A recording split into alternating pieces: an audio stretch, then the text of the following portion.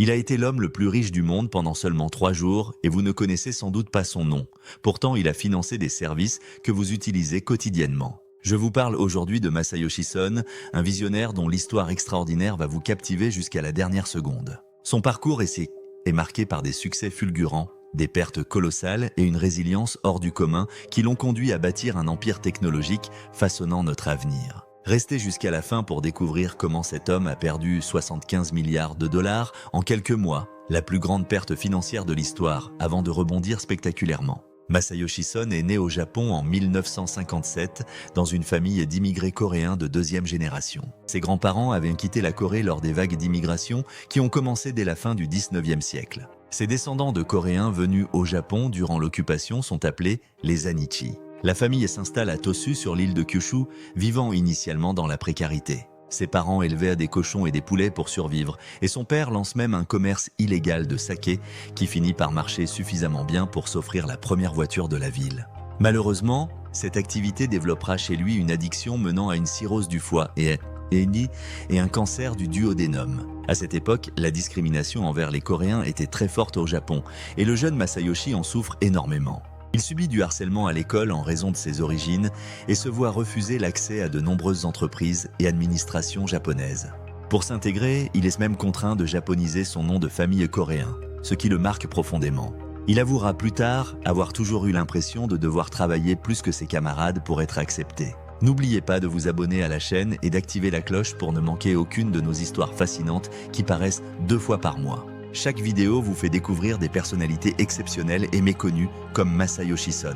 Dès l'âge de 19 ans, Masayoshi avait établi un plan de vie ambitieux et méthodique. Dans sa vingtaine, il voulait se faire connaître, dans sa trentaine accumuler un trésor de guerre de 100 milliards de yens, dans sa quarantaine relever un défi majeur, dans sa cinquantaine étendre son empire, et dans sa soixantaine léguer à la génération future une entreprise destinée à durer au moins 300 ans. À 16 ans, il découvre un livre écrit par Fujita Den, le PDG de McDonald's au Japon, décrivant le développement mondial de la marque. Fasciné, Masayoshi tente désespérément de le rencontrer, allant jusqu'à appeler son bureau 60 fois sans succès. Déterminé, il rassemble ses économies et s'envole pour Tokyo, se présentant directement au siège de l'entreprise. Impressionné par sa persévérance, les réceptionnistes lui accordent finalement 15 minutes avec Fujita. Durant cet entretien décisif, Fujita lui conseille d'apprendre l'anglais et d'étudier l'informatique aux États-Unis, prédisant l'importance future de ce domaine. Suivant ce conseil, Masayoshi part pour les États-Unis en 1973 à seulement 16 ans. Il s'installe près de San Francisco, s'inscrit au lycée Serramonte High, puis intègre rapidement l'université de Berkeley où il étudie l'informatique et l'économie. La légende raconte qu'il séchait souvent les cours pour se consacrer à ses premières entreprises.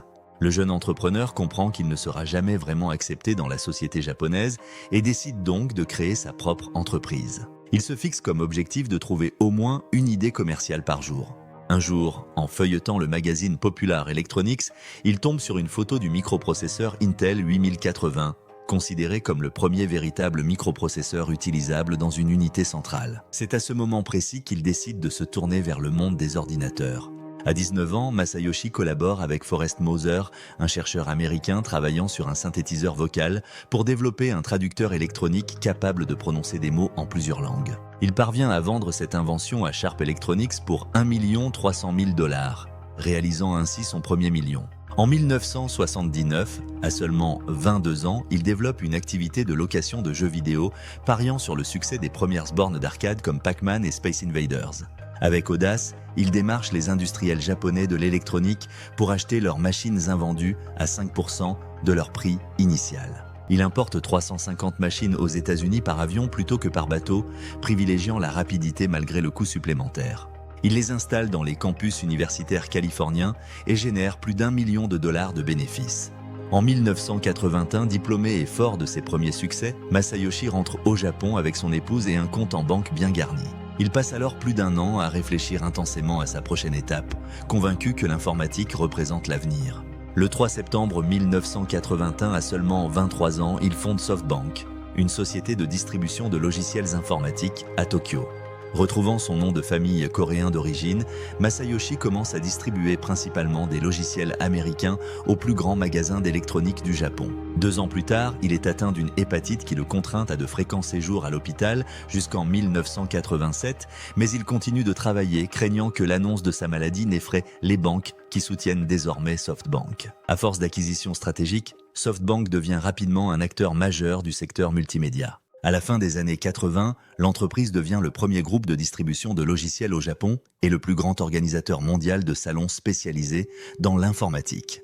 Au début des années 90, SoftBank s'endette lourdement pour devenir l'opérateur du Comdex, le plus grand rendez-vous mondial du secteur. En 1995, Masayoshi continue ses investissements ambitieux en rachetant Ziff Davis, le premier éditeur mondial spécialisé en informatique, pour environ 2,1 milliards de dollars. La même année, il rencontre Jerry Yang et David Filo, fondateurs de Yahoo, alors une simple start-up de 5 employés. Convaincu par leur vision, Masayoshi investit initialement 2 millions de dollars pour 5% du capital, puis 350 millions supplémentaires pour atteindre 37%. Cet investissement lui rapportera 50 fois sa mise initiale. SoftBank devient l'actionnaire principal de Yahoo et crée Yahoo Japan, qui reste aujourd'hui plus utilisé que Google dans le pays. Entre 1995 et 2000, Masayoshi investit près de 4 milliards de dollars dans des centaines de startups informatiques. Son influence est telle qu'on estime qu'il possédait environ 25% de l'Internet mondial au sommet de la bulle Internet. Au début de l'an 2000, sa fortune nette augmentait de presque 10 milliards de dollars par semaine. Pendant 3 jours, il fut même la personne la plus riche du monde, dépassant Bill Gates. Mais en mars 2000, la bulle Internet éclate brutalement. Presque toutes les sociétés dans lesquelles Masayoshi a investi s'effondrent. Les actions de SoftBank chutent de 75% en 2 mois. En 10 mois, sa fortune personnelle s'évapore de 98%, soit environ 75 milliards de dollars, la plus grande perte financière individuelle de l'histoire. Malgré ce revers catastrophique, Masayoshi reste stoïque et conserve ses actions, suivant le principe « pas vendu, pas perdu ». Il continue ses investissements, notamment dans Alibaba, la plateforme commerciale chinoise fondée par Jack Ma. Lors de leur première rencontre, Masayoshi est immédiatement convaincu du potentiel d'Alibaba, percevant une force particulière dans le regard de Jack Ma. Sans même discuter du modèle économique, il propose directement 40 millions de dollars pour entrer au capital. Face au refus initial de Jack, Masayoshi persiste et finit par investir 100 millions de dollars pour 34% d'Alibaba. En 2014, lors de l'introduction en bourse d'Alibaba, cette participation vaut 50 milliards de dollars. En 2006, Masayoshi acquiert Vodafone Japan pour environ 15 milliards de dollars, devenant ainsi un acteur majeur des télécommunications au Japon. En 2008, il est le premier à lancer l'iPhone dans le pays, devançant tous ses concurrents locaux. Sa stratégie d'investissement est particulière et parfois controversée. Il invite souvent les PDG des entreprises qui l'intéressent à Tokyo pour des discussions en face à face, les poussant à accepter plus d'argent qu'ils n'en demandent initialement. Suite à la catastrophe nucléaire de Fukushima en mars 2011, Masayoshi s'implique personnellement en faisant un don de 130 millions de dollars aux victimes. Il lance également une fondation pour promouvoir les énergies renouvelables et s'oppose au nucléaire. En 2016, Masayoshi crée le Vision Fund, ambitionnant d'en faire le plus grand fonds d'investissement mondial dans le secteur technologique. Il parvient à lever 93 milliards de dollars, dont 45 milliards provenant du fonds d'investissement public d'Arabie Saoudite. Cependant, certains investissements comme WeWork se révèlent désastreux, coûtant plus de 11 milliards de dollars à SoftBank.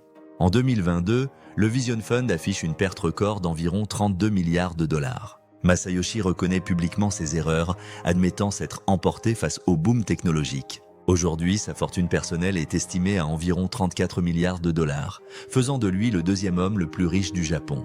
Malgré ses échecs, Masayoshi Son reste une figure influente du monde des affaires, guidé par sa vision d'un avenir où technologie et humanité fusionneront. Son parcours extraordinaire, fait de risques calculés et d'intuition visionnaire, continue d'inspirer entrepreneurs et investisseurs à travers le monde.